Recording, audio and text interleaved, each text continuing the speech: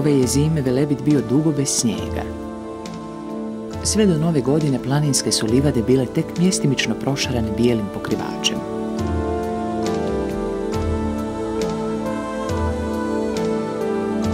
Čak je i Štirovačom veselo žuborio potok, iako je u ovo doba godine redovito smrznut ispod metar snijega.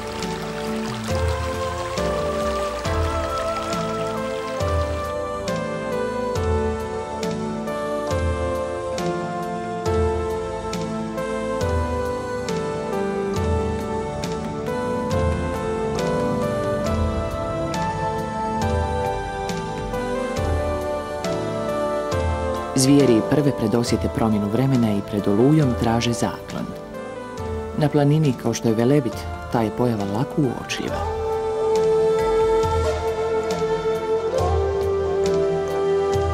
Tragovi velikih predatora poput vuka ili medvjeda vode tada na primorsku padinu, gdje su vremenski uvjeti blaži nego u njezinu kontinentalnom dijelu. No, kada se na nebu pojave strašni nimbostratusi, oblaci koji zimi predskazuju neposrednu snježnu oluju, tada je i ljudima bolje da slijede primjer zvijeri i potraže zaklon.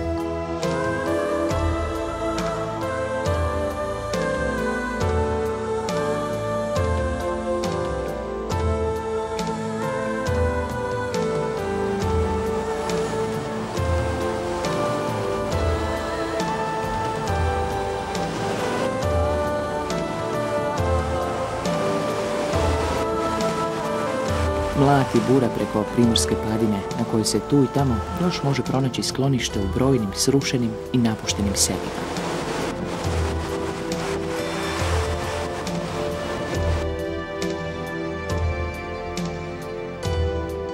Nije to smještaj koji bi se preporučio klijenteli slabijih živaca, no u nepogodi svaki zaklon vrijedi.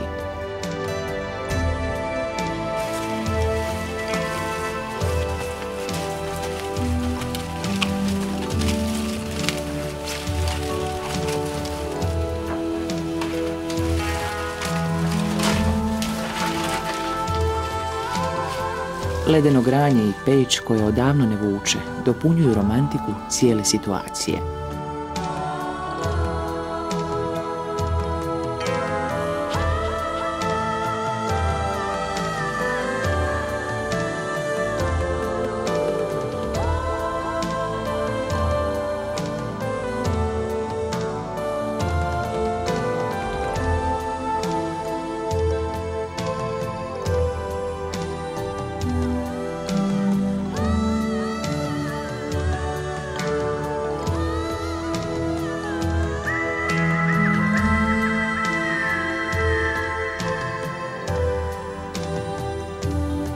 Mečava koja je divljala noću zasula je snijegom vanjsku stranu vrata i sva je prilika da od izlaza ovuda neće biti ništa.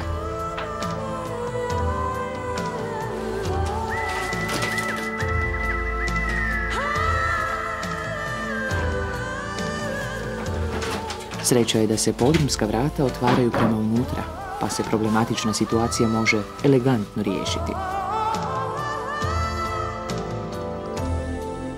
Kada se oluje smire i planina pokaže vedrije lice, možda je zgodno razmisliti o silasku.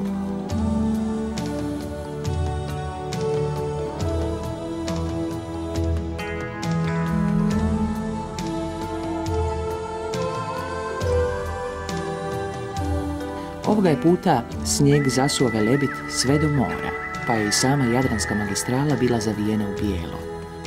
No sići sa snježne planine u blagodati civilizacije uvijek prati osjećaj olakšanja i radosti. Makar taj osjećaj trajao tek dan ili dva.